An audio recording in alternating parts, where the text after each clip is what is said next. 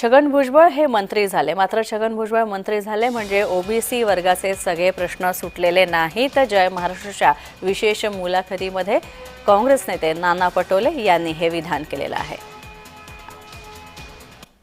छगन भुजबळांनी कधी अनेकदा या सरकारवर जाहीरपणे टीका केलेली आहे। पण तुमच्या माध्यमातून एक मी गोष्ट जनतेला सांगणार आहे की छगन भुजबळ आज मंत्रिमंडळात आले। आमचे मित्र देवेंद्र फडणवीसांनी सांगितले की मोठा ओबीसीचा नेता आम्ही त्याला मंत्रिमंडळात सामील केलं आहे। फक्त ओबीसीचं नाव घेऊन नाही चालणार। आमच्या ओबीसीच्या पोरांच्या 5-5 वर्षापासून स्कॉलरशिप दिल्या नाहीत। पोरांचं शिक्षण तबाह करण्याचं काम एकाला मंत्री केलं म्हणून ओबीसीचे प्रश्न सुटतात असं नाही। मुख्यमंत्री उपमुख्यमंत्री एकमेकांना ब्लॅकमेल करतात आणि महायुती सरकारवर बरसलेले आहेत।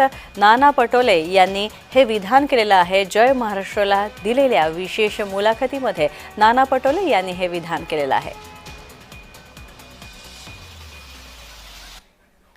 ज्या अजित पवारांना सुरुवातीला भुजबळ नकोसे असतात ते आता मंत्रिमंडळात येतात, काय घडलं असेल पडद्यामागे?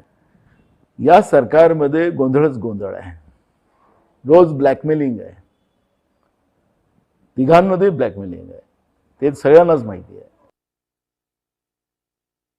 पण एकमेकांचं ब्लॅकमेलिंग मोठ्या प्रमाणात चाललेली आहे। पैसा नाही, ज्याच्या हातात जो भेटतो तो आपला लुटायला लागलेला आहे।